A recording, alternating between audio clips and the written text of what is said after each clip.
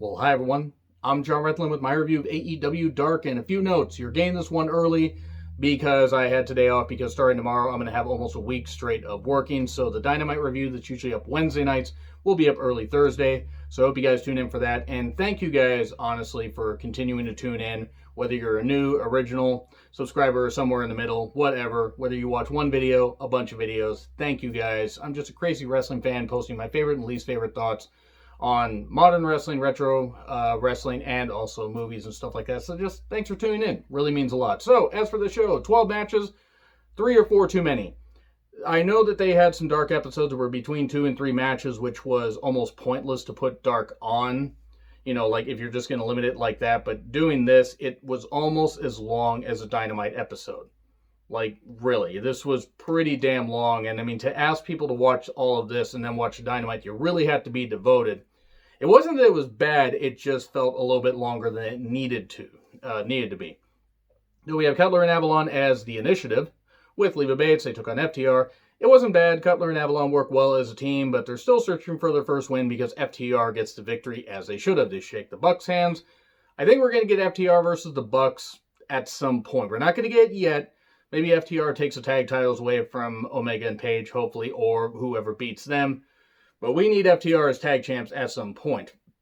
And then we get Sonny Kiss and Joey Janela versus Pineapple Pete and Michael Nakazawa. I hate the Nakazawa gimmick. Don't hate the person, don't know the person. But I hate the oil shit. I absolutely hate it. I like Sonny Kiss and Janela as a team.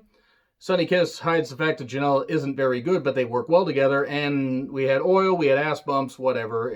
The oil stuff is stupid. If you want to have some comedy in here, it's fine. Sonny Kiss can do wrestling and comedy and actually make it work. Nakazawa just fucking can't. There was the brief claw where he pulls his jock out and tries to do that. It was stupid. And a leg drop from Sonny Kiss wins it for his team. Thank fuck this is over. Avadon versus Skyler Moore. I love Avadon's gimmick. I absolutely love it. This is different. Is it the most original thing? I mean, you could say this and Rosemary and a few others are kind of like that. But Avadon really goes full in, and as far as somebody that stands out among the AEW women's roster, she definitely does. And I absolutely love the gimmick. Why haven't they signed Skyler Moore also? They've signed Avadon, signed Skyler Moore. I'm not saying everybody signed, but they featured Skyler enough. She's got a good look. Let's see what she can do. This match wasn't that bad. Skyler showed off some good power. Avadon just kept scaring the shit out of her with some really good character work and some good wrestling, like a Widow's Peak to get the victory. 1, 2, 3. And then we get Spears talking about, the roster and using the legendary wank glove from the Wyndhams. Gross. And he's like, it's not a weapon, it's my protection. Also, AEW may have a line of action figures coming out, that's going to be available at Walmart and stuff like that, but I think they'll drive it home if they advertise it about 50 million more times. There were at least 6 separate advertisements during this. Now, that's great. I want them to succeed, and hopefully the talents get a good amount of royalties and everything because they're working hard and they deserve that money. They really do. But this was overkill. It's like, okay, we fucking get it. We got the figures coming out. Cool. All right, great. Get back to the fucking wrestling. In fact, if they had just cut those down by, I'd say, half, they would have ended up, making this program about 3 to 5 minutes shorter. Then we get Sean Dean and Will Hobbs versus the Gimp Order members, Evil Uno and Stu Grayson. I want to make it clear that I got nothing against Uno and Grayson as people. Uno actually has a pretty good Twitter account. Really good about supporting indie wrestlers and doing some good stuff and promoting positivity. I mean, while still being in character, but he does some good stuff as far as that. Sean Dean and Will Hobbs have something. I don't like the Gimp Order, the Dark Order. I hate the gimmick. You can have all the talent in the world that you want in there. They don't. There really isn't. They're kind of just a mishmash of people like from WCW 99, 2000. But, the NWO, actually, in 99, 2000, was actually better than this. And, Dean dives, Hobbs has something, and the Gimp Order wins. Cool, whatever. There we go. I don't fucking care. Scorpio Sky versus Corey Hollis. Nice wrestling at first. Back kick by Hollis off the ropes. A bit weird, because he didn't get a lot of height on it, but he did. It was really, really nice how he hit it. It was crisp enough, but it looked like it might have been painful. At one point, he goes for a dive, and Scorpio gets his feet up, and oh shit, Corey just ate that. I hope he's okay. TKO for 3, and there we go. Then we get the second and last women's match on the show. Kenzie Page versus the bad girl, Penelope Ford. Super bad Penelope Ford, if you will. So, and Kip Sabian's also there. It's okay. Commentary talks about, what's around Penelope's leg, debating about garter belts and everything. Excalibur says, welcome. Thank you for tuning in to Excalibur and Taz Badly discuss women's undergarments, or garments, which was kind of funny. Cut her off the ropes and then a fisherman suplex for 3. I think Penelope should take the cutter out of her arsenal because that could have been a really bad landing. It's not that she doesn't hit it well, but it requires so much cooperation that it almost looked like it could have been spiked, but still, thankfully, everything was okay. The Fisherman's Buster should actually be her win, or her finisher. I think that's what should happen. We then get Wardlow versus Aaron Solo. Squash, and he had a weird knee knockout off the ropes and stuff like that, and then beat him down afterwards, so he won. Wardlow won. Wardlow also has a terrible theme.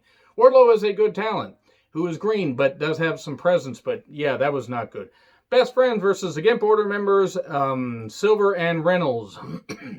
This show seemed designed to irritate me, and me specifically, because they had 2 of the Gimp Order factions in matches. Best Friends win. Thank fuck. I'm not the biggest fan of Taylor, but I like Trent, but just no. We don't need more of this. Lance Archer versus Frankie Thomas.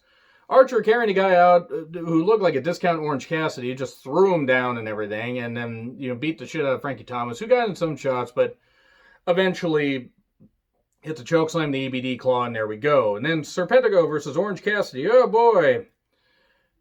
Orange Cassidy wins, and I don't care. I know he's got fans. It's the same shtick to me. I'm over it. I just don't care about it. But I know some people like him. Sammy Guevara versus Fuego del Sol with Lowrider. This went a bit long. I know that they're trying to get Sammy back into the fold. And I know that there are some people who don't like Sammy being back on AEW television so soon. I'm kind of of the same mindset, but if he actually shows that he changed, then good. He doesn't show he hasn't changed, then he needs to go. That's really what it comes down to. He hits GTH, gets the victory, and then does one to Lowrider. And Private Party says some stuff, and then Big Money Matt is back. I like Matt Hardy, but I don't know about this. Maybe it'll work, maybe it won't. I think they're already teasing that Private Party is going to break apart from Matt anyway, when it seemed like this could have actually worked pretty well. At least for the short term. But he says he needs them to win by any means necessary. Then we get Private Party versus SCU versus Santana and Ortiz. Question, why wasn't this on Dynamite? Shout out to a friend of mine on Twitter. JJF Ranch, JJF Tweets. You've changed your username some on Twitter. But anyway, really nice guy. Great guy. Always have some great discussions with him. So, name aside. He pointed out, well, people complain that there's always squash matches. And this is a way to feature a match with, talent between 3, good teams. And that's true. I just think they should have cut out a few of the matches, and then maybe we wouldn't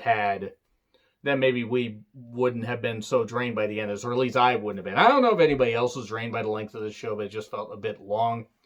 Basically, there was a lot of, people hitting, doing the blind tags and stuff like that, trying to get the win for their team, and eventually it was a kick in the nuts, kick into the privates of Mark Quinn, so there's no party for that, and a roll-up, 1, 2, 3, and Santana Ortiz get the victory. So there we go, that's the end of that. Not a bad show, but a bit long. Agree, disagree, what I said, like, share, subscribe, Twitter handle in the description. I'm John Retlin. I'll see you soon.